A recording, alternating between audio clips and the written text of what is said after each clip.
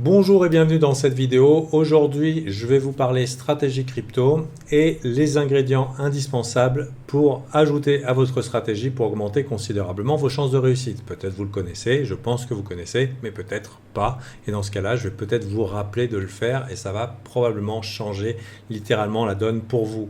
Donc, une stratégie en trading ou en investissement, ça consiste à mettre en place un système avec une recette qu'on va appliquer quand des conditions de marché semblent se présenter à nous et on va vérifier que la probabilité est avantageuse sur la durée. Et quand les conditions sont là et que les conditions de marché sont là, on va appuyer sur le bouton gérer notre risque et laisser la loi des grands nombres faire une distribution aléatoire des gagnants et des perdants et nous rendre gagnants à la fin par rapport au travail préliminaire qu'on a fait de testage de stratégie. Du coup, l'alpha, ça va consister en quoi? Ça va consister à augmenter soit notre probabilité de réussite, soit d'augmenter le risque récompense, le ratio. C'est-à-dire que soit je gagne beaucoup plus que ce que je perds si je gagne, et soit je gagne beaucoup plus souvent, et ça, c'est la probabilité. En général, une stratégie hautement probable, le risque récompense est à 1 et quelques ou inférieur à 1. Et une stratégie très peu probable, ça peut être un risque récompense assez énorme. Il peut arriver que vous trouviez une licorne. Dans ce cas-là, gardez-la précieusement parce que le marché va faire en sorte de vous la dégager vite fait. C'est-à-dire une stratégie avec un gros risque récompense et une grande probabilité de réussite. C'est très rare. Quand ça arrive, on en profite, mais il ne faut pas s'attendre à ce que ça dure longtemps. Et parfois, il vaut mieux une stratégie OK ou bonne que de chercher la licorne. C'est un des gros problèmes des traders débutants et qui les enchaînent et qui les entraînent dans ce qu'on appelle la quête du Saint Graal, qu'on ne trouve pas. Il vaut mieux une stratégie simple. Maintenant, qu'est-ce qu'on peut ajouter dans nos stratégies qui vont faire qu'elles vont être plus hautement probables et peut-être vous n'avez pas pensé à le faire. Quels que soient les outils que vous utilisez, que ce soit des outils des années 80, des années 90 ou des années 2000, chacun y va de ses centres d'intérêt et des choses qui l'attirent pour faire sa petite recette. Maintenant, il est important de considérer une chose, en particulier quand on est débutant, c'est l'importance de la tendance. Et voilà, c'est le secret. Donc si ça ne vous intéresse pas plus, vous pouvez quitter la vidéo. Si ça vous intéresse plus, on va en parler. Je vais faire une liste non exhaustive et je vais vous raconter le pourquoi. Donc, il y a une expression qui dit « la tendance est votre amie jusqu'à ce qu'elle ne le soit plus ». Donc, ça veut dire quoi? Ça veut dire qu'un coin ou un asset, une action qui va aller fort dans une direction, la probabilité est qu'il continue d'aller dans cette direction. Et on a, du coup, si on va prendre des trades qui vont aller dans la même direction, on augmente considérablement nos chances de réussite. Quand je dis considérablement, c'est considérablement. Ça peut faire passer une stratégie à 55% de réussite à 60 ou 65% de réussite, ce qui est relativement énorme. On va aussi parler du coup d'indication de tendance ici, à ajouter dans vos stratégies. Ici, plus comme un repère, comme un filtre. Ça veut dire, c'est en tendance et c'est dans le sens de mon trade, je prends le trade. C'est pas en tendance, je ne prends pas. Et aussi multi-time frame, c'est-à-dire à l'unité de temps supérieure. Il y a pas mal d'indicateurs de tendance et je vous recommande chaudement d'aller trade dans la tendance, c'est beaucoup moins punitif. Bien sûr, c'est bon pour l'ego de vendre le top exact ou d'acheter le bottom exact et de choper le moment où la tendance va s'inverser parce que là, le risque récompense est incroyable. Mais sérieusement, combien de gens ont tout perdu à vouloir timer le top ou le bottom exact? En général, c'est coûteux, c'est bon pour l'ego, mais la plupart du temps, même si on a le top ou le bottom exact, avant qu'il y ait inversion de tendance, il peut y avoir un gros suspense et souvent, on ne va pas tenir sa position alors qu'on a acheté au meilleur endroit ou qu'on a vendu au meilleur endroit. Donc en fait, c'est un petit peu inutile. Les plus gros gestionnaires de fonds utilisent des outils de tendance très simples et comme ça, ils vont faire un check des marchés et ils vont aller là où ça marche. C'est-à-dire les market makers, les échanges, ils donnent la direction. Quand la direction elle est claire, les gros poissons arrivent. Et donc, c'est à ce moment-là qu'on voit en général l'argent prendre le relais. Aussi, si par exemple la tendance est haussière, il ne faut jamais sous-estimer à quel point le marché peut être irrationnel à la hausse. Et pareil, au niveau baissier, il ne faut jamais sous-estimer quand le marché peut être irrationnel à la baisse. C'est ultra important. Mais surtout, ça va vous faciliter la vie.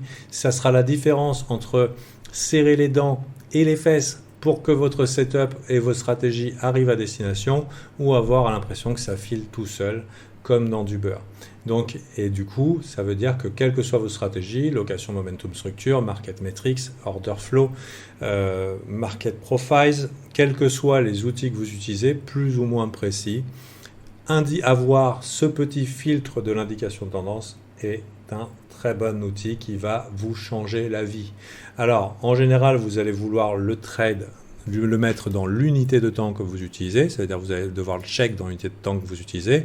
Si vous êtes un day trader et que par exemple vous tradez du 15 minutes, vous allez peut-être vouloir, j'aimerais bien pouvoir faire quelque chose, 15 minutes, l'unité de temps supérieure, ça va être 1 heure, donc on va vouloir check une convergence entre l'1 heure et le 15 heures. Si vous tradez par exemple de l'intra-week et que vous faites du 4 heures, vous voudrez éventuellement une confirmation de tendance à l'échelle du dessus, ça veut dire le daily. Et si vous voulez trader le daily, personnellement, je n'irai pas chercher jusqu'au weekly, les signaux sont suffisamment clairs. Une bonne petite tendance confirmée en daily, ça fait le taf. Donc voilà. Donc ici, convergence des unités sup. Je ne considère pas que j'ai la science infuse et la vérité absolue sur tout. J'apporte ma pierre à l'édifice. Si je peux vous aider à avoir de meilleurs résultats à votre trading et à votre stratégie de trading, et peut-être vous vous demandiez, peut-être que de ne pas timer les tops et les bottoms et aller dans le sens de la tendance, même si c'est un petit peu tardif, il faut savoir que les tendances se confirment toujours un petit peu tard, mais c'est dans le sens du vent, et il y a des chances, par exemple, ça se passe bien. Par exemple, si la tendance en 1 heure, elle est positive, elle va vers le haut, trader des stratégies 15 minutes qui vont vers le haut, c'est-à-dire ça peut être des achats de dip, ça peut être ce que vous voulez, ça peut être des bas de range en petite unité de temps par rapport à l'unité sup qui est plutôt haussière, ça peut être ce genre de choses, et vous verrez, ça se passe beaucoup mieux, parce que dès que le marché aura fini de faire un pullback contre la tendance, c'est-à-dire par exemple sur un marché haussier, on va faire un pullback. Dès que les vendeurs se fatiguent, paf, le prix reprend dans sa tendance. C'est un grand classique. Et du coup, prendre les trades à ce niveau-là, c'est moins punitif. Même si votre entrée, elle n'est pas optimale, en général, c'est le temps qui vous donne raison parce que la tendance est là. Et c'est une des raisons, par exemple, pour lesquelles les débutants s'en sortent très bien en marché haussier. Parce qu'ils ont un biais haussier, ils hold et que finalement, le temps leur donne raison. Mais je dirais que travailler son entrée, avoir une entrée qui n'est pas très loin d'un creux, ou d'une confirmation pas loin d'un creux sur un marché haussier, ça va vous donner de bien meilleures entrées, bien meilleurs résultats et beaucoup moins de soucis. Donc stratégie de trading probable, on va augmenter la probabilité avec des indicateurs de tendance et qui vont nous servir de filtre. Donc si vous avez une bonne strat, ça coûte rien d'y ajouter un indicateur de tendance. Je vais en lister quelques-unes et puis vous allez me dire. Du coup, par exemple, un grand classique, c'est la MA100 ou la MA200. MA200 daily, c'est ce que les gestionnaires de fonds vont aller chercher. En général, quand on est au-dessus, ils vont plutôt chercher à long, et quand on est en dessous, ils vont chercher à short ou alors à pas rentrer du tout dedans. Donc, vous voyez ici, période d'hésitation, on est au-dessus, c'est bull, en dessous, c'est bear, c'est très très très classique. Si vous n'avez pas envie d'être sur des grosses unités de temps comme ça, on peut simplement y mettre par exemple une EMA 100, un petit peu plus claire, un petit peu plus simple. Il y a la fameuse Golden Cross ou Death Cross. Personnellement, je ne recommande pas du tout de l'utiliser parce qu'en général, quand le signal arrive, c'est un petit peu tardif. Mais c'est utilisé. C'est utilisé. Maintenant, il faut quand même avoir des stratégies et bien timer ses entrées, bien choisir ses locations parce que c'est tellement tardif qu'au moment où vous avez le signal, c'est peut-être pas une location confortable. Par contre, vous voyez ici un bon petit tag de la MA100 qui a fait ici forme de support. Tant que le prix est au-dessus, les boomers, qu'est-ce qu'ils se disent? C'est bon, on peut y aller. On reste confiant. S'ils sont en dessous, ils sont moins confiants. Ça, c'est le truc le plus simple. Personnellement, j'aime bien EMA9, EMA18. C'est une des premières écoles sur lesquelles j'ai été. C'est une habitude que j'ai gardée, ça fonctionne bien. En réalité, les vrais chiffres, c'est EMA10, EMA20. mais Brian aimait bien changer les choses, comme ça on sait qu'il vient de chez lui. Donc c'est assez connu que MA10, MA20, ça fonctionne bien. Vous remarquerez que ça time bien les renversements de tendance. Et par exemple, jusqu'en 4 heures, j'aime bien les utiliser pour confirmer que je suis dans le bon sens du vent. Voilà. Ou alors, éventuellement, être un peu prudent au moment du croisement, par exemple, comme on a vu ici. Les EMA vont faire une EMA longue, une EMA courte, vont faire office de support et résistance et d'outil de confirmation sur la tendance. Si le prix est au-dessus, il est supporté. S'il est en dessous, donc voilà. Maintenant, les EMA, ça fonctionne très mal en range. Il vaut mieux les ignorer dans ces cas-là et passer sur du RSI. Mais par exemple, mais c'est pas la tendance, si elles sont penchées écartées, c'est plutôt un bon signe. Si vous voulez des signaux un petit peu plus courts, on va peut-être faire une EMA 4, EMA 10. Donc du coup, vous aurez des signaux un petit peu plus courts qui vont davantage coller au prix. Évidemment, plus vos EMA sont courtes en termes d'intervalle et plus vous aurez un nombre de signaux élevé et potentiellement à naviguer avec le bruit. Un truc qui est relativement simple à utiliser et très très instinctif, c'est Super Trend. C'est vert, c'est boule, c'est rouge, c'est plus boule. Voilà, tout simplement. Donc là, par exemple, on voit qu'on a eu quand même pas mal de jours qui étaient rouges et vous voyez qu'une inversion de la tendance, ça voudrait dire un prix qui accepte au-dessus de 44 700 au moment où je vous parle, 5 février, enfin février bientôt 2024. Donc on est allé ici en dessous, passé en tendance baissière et comme vous voyez, la tendance baissière, elle a annoncé tardivement. Ça ne veut pas dire que c'est toujours tardif. Du coup, si vous voulez en faire une exploitation un petit peu plus à votre avantage, ça pourrait être de considérer à l'unité de temps inférieure. Pour du daily, je recommande du 4 heures ou du 12 heures. Et vous voyez, à partir du moment où la 4 heures elle est passée boule, et ben, disons que si vous étiez du côté long, la vie était un petit peu plus facile. Un petit peu pareil ici. Donc là, on est côté bear, vous voyez, on est côté bear, mais on revient taguer dessus. Ça a mis du temps, ça ne veut pas dire que ça marche à tous les coups, donc on respecte votre stratégie. Vous voyez, la tendance ne fait pas toute la stratégie puisqu'elle est tardive. Donc au moment où ça signale baissier, c'est la fin de la baisse, voilà. Mais ça ne veut pas dire qu'en rentrant sur le tard, vous ne mettez pas le vent dans le dos et du coup, ça facilite la montée pour tout ce qui est setup haussier. Donc voilà à considérer. Maintenant, une combinaison où ça redevient vert avec du daily qui redevient vert, eh ben, c'est une confluence dans les unités de temps qui fait que vous êtes plutôt bien. Donc on était dans du daily vert et du 4 heures vert, la combinaison des deux, ça se passe très très très très bien.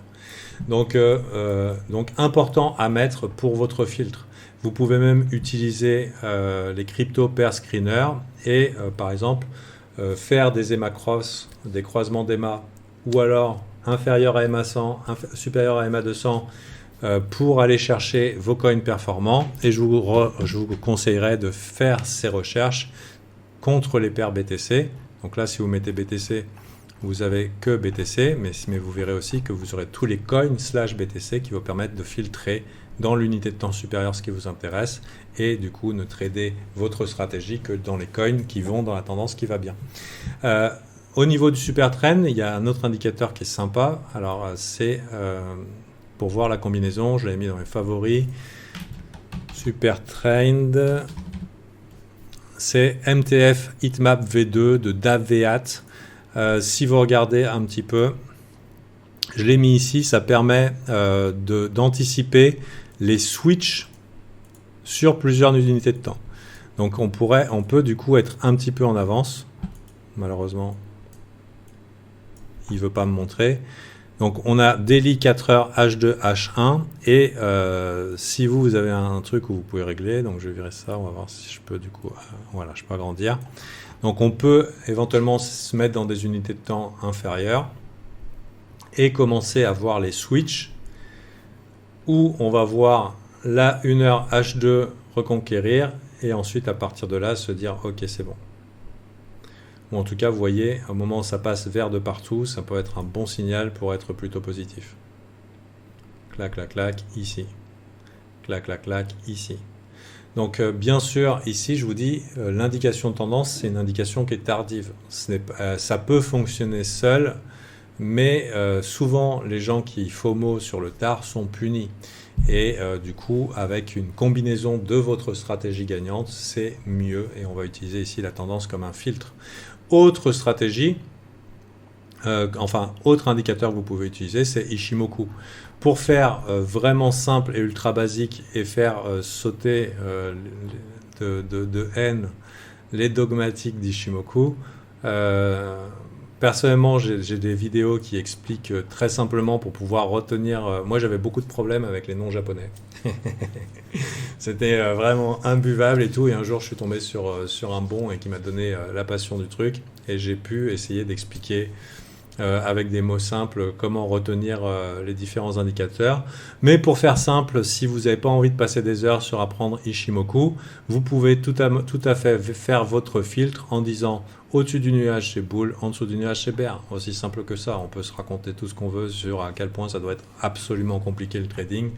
On a des nuages, on a des pentes. Vous voyez les pentes des nuages, vous voyez le prix par rapport à ce nuage, et puis ça peut vous donner une indication. Ça peut être une bonne introduction pour filtrer vos stratégies. Par exemple, ça peut être 4 heures daily. Et là, vous voyez, on est un petit peu encore hésitant. Bien sûr, ça peut être frustrant de ne pas avoir le bottom exact. Bien sûr, moi là, je m'adresse à des débutants, ou en tout cas, je m'adresse à des personnes qui ont besoin de renforcer leur confiance mentale, d'avoir plus de réussite sur leur stratégie. Et comme je vous ai dit, les stratégies tendance, c'est tardif. Mais par contre, si vous arrivez, là par exemple, c'est tardif sur du daily, mais par exemple, dans une tendance qui est clairement marquée daily au niveau du nuage, par exemple ici, si vous étiez que sur des setups ou des stratégies 4 heures ou 1 heure qui vous mettaient dans le sens du vent, eh ben, disons que la vie était vachement plus facile. Vous voyez ce que je veux dire ? Ça veut dire que, ok, on n'a pas ce genre de morceau, mais quand Bitcoin il sera dans cette catégorie-là sur vos indicateurs de tendance, et ben du coup, ça sera vachement plus sympa de prendre des longues et de voir 5 à 10% de probabilité en plus sur vos stratégies de trading. Donc voilà, j'espère vous avoir été d'une aide. Et souvent, moi c'est un domaine que j'ai négligé.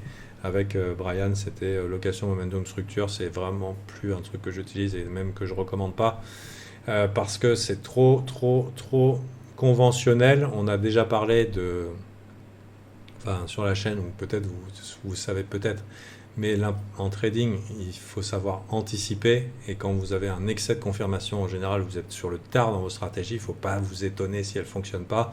Et parfois, je pense que prendre des trades inconfortables avec moins de confirmation, mais des signaux forts, c'est plus rentable.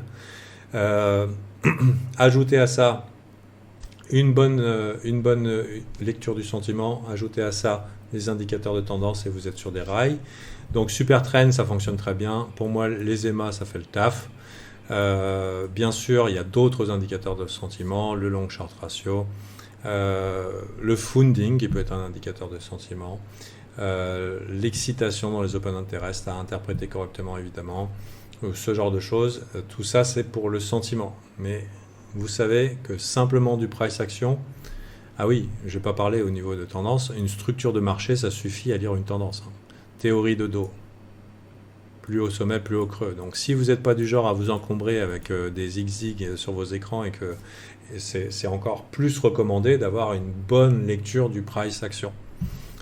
À partir du moment où la structure elle change, c'est-à-dire que dans l'unité de temps où vous regardez, vous voyez des plus bas sommets, plus bas creux se former, et bien dans ce cas-là, éventuellement, vous pouvez vous poser des questions sur la tendance.